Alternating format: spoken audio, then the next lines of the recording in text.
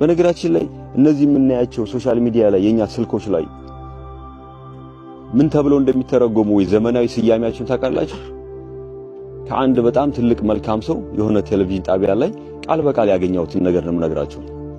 የትናንት ችግሮቻችን የትናንት መፍትሄዎቻችን የዛሬ ችግሮቻችን ሆኑ አሉ። ምን ማለት ነው ታውቃላችሁ? ትናንት መፍትሄ ይሆናል ብለን ለመፍትሄነት ያመጣናቸው አሁን ላይ ችግር ሆኖብን፣ የትናንትናው ኤሌክትሮኒክስ ሚዲያ ላይ የነበሩ እነዚህ የምናያቸው ፕላትፎርሞች በሙሉ ለህይወታችን አስፈላጊ ነው ያልናቸው በሙሉ ዛሬ ላይ ችግር ፈጠሩብን። ዛሬ ትውልዱን መግራት፣ ትውልዱን ማስተማር፣ ትውልዱን ማነጽ አቃተ። በነገራችን ላይ እየኖራችሁ የሚመስላችሁ ሰዎች በጣም ተሳስታችኋል። ኦፍ ኮርስ መብላትና መጠጣት ብቻ መኖር ከመሰላችሁ የመጨረሻ የሚያስጠላ አዘቅት ውስጥ እየገባን ነው። ባለፈው በቀጥታ ስናወራ የነበር ይሄ ነው። ለዚህ ሁሉ ችግር ተጠያቂው ማን ነው ብትሉ ግን ራሱ ትውልዱ ነው፣ እኛ ነን። ምክንያቱም የውዴታ ግዴታ ውስጥ ነው ያለነው። አስተውሉት። ስልኮቻችን ላይ የሚመጡ ሰዎች በግድ አይደለም የሚመጡት አይደል?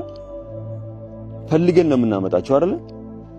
ስለዚህ ፈልጋችሁ ነው እነዛን ሰዎች የምታዩዋቸው። በጣም ሀገርን ወደ አንድ እርምጃ መውሰድ የሚችል አስተሳሰባቸው ረቂቅ የሆነ በጣም ትልቅ የሆኑ ሰዎችን አኮሰሰን በጣም ግልብ የሆነ ለሰውነት ኢቭን እኔ አላቅም እንዴት አድርጋችሁ አንዳንድ ሰዎች እንደምታዩዋቸው በጣም ጎጠኛ፣ ዘረኛ፣ መሐይሞች የሆኑ ሰዎችን ተነስታችሁ አድንቃችሁ አዳንቃችሁ ስታሞግሷቸው ስትጽፉላቸው የምናያቸው ሰዎች በጣም ነውር ነው። በነገራችን ላይ ይሄን ስል አንድ ወዳጅም አሁን በቅርቡ እንደዚሁ የሆነን ሰው ፓርቲኩላርሊ አይደለም እንዴት ሰው ዕውቀትን ይጠላል ብሎ በተናገረበት እንትን ላይ ሰዎች ሲነቅፉት አየሁና አለቃ ገብረሃና ትዝ አሉኝ።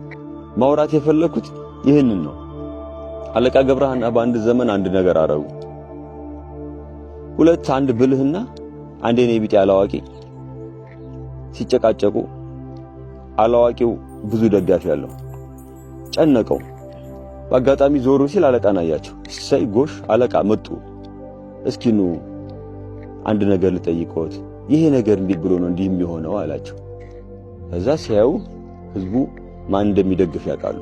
ስለዚህ ዞር አሉና ወደዛ ወደ አላዋቂው አይ ደደብ ደጋፊው ብዙ ነው እንዳታስደበድበኝ ብለው ሳይመሰክሩ መስክረው ሄዱ አሉ። ችግሩም መሰላቸው የሆነ ሰው ይመጣና ያንን ሰው ደግፉ። እንዴት ምሁርን አፍሪካ ውስጥ በነገራችን ላይ መኖር ከሚያስፈራው ነገር ጀግናን የሚገለው ፈሪ ነው። ምሁርን የሚገለው መሐይም ነው። ያስፈራል።